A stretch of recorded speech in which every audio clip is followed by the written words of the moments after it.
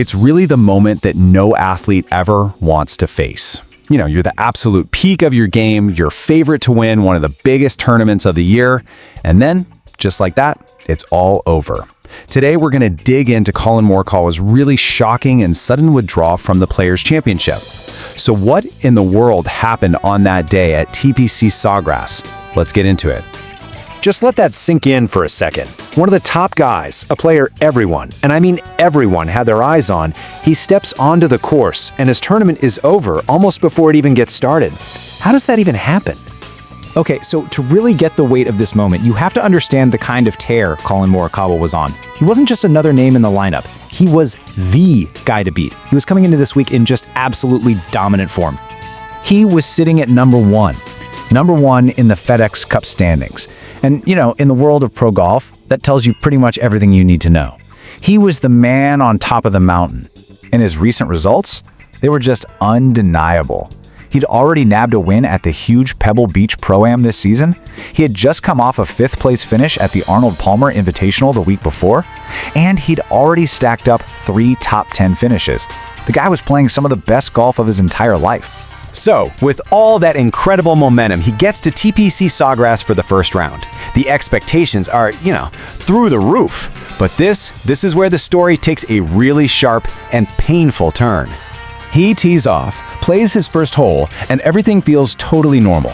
He's just finding his rhythm, settling into what is probably the biggest tournament of the year so far. Everything is going exactly to plan. And then, he steps up to the 11th tee box, getting ready for his next shot. It's just a routine moment, right? A motion he has made literally thousands and thousands of times in his life. But this time was different. And those are his own words. I mean, can you even imagine that feeling? A full-speed practice swing, something that should be completely automatic.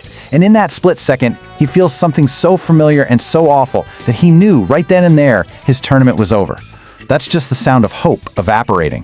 what happened next was just the painful, very public reality of an elite athlete's body failing them at the absolute worst possible time. The despair was immediate, and you could just feel it. He later said, "Trust me, I would play if I could, it's just the worst thing in the world." You can just hear the raw, guttural frustration in that sentence. All that prep, the travel, the focus, all of it just undone by a single motion. And the whole process was just brutal to watch. First, he reaches for his back and you see the grimace. Then he asks to call for a trainer. After this brief, hopeless assessment right there on the grass, he's carted off, his tournament officially done. Just a slow, sad procession away from the trophy he was favored to win. But here's the thing. To really understand how heavy this moment was, you have to know that this wasn't some freak accident. For Morikawa, this was a painful echo from his past. He was dealing with these lingering back problems way back in 2021 at the Tokyo Olympics. Then it happened again in 2023. The same issue forced him to pull out of the Memorial Tournament while he was right in contention. And now here we are in 2026 on one of golf's biggest stages. It's like a recurring nightmare for the guy. And that brings us to the final, almost cruel twist in this whole story. It's this total disconnect between how prepared he thought he was and what actually went down. Just listen to this.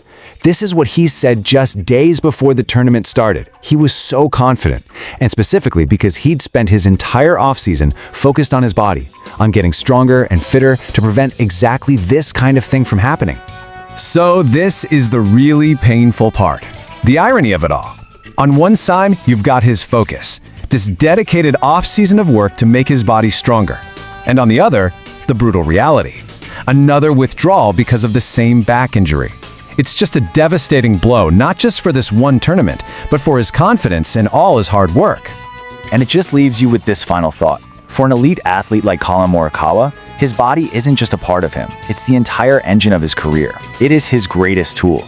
And it really makes you wonder, what do you do when the one thing you rely on the most is the one thing you just can't control? It's a question every single athlete fears, but for Collin Morikawa, it's become this painful, recurring reality.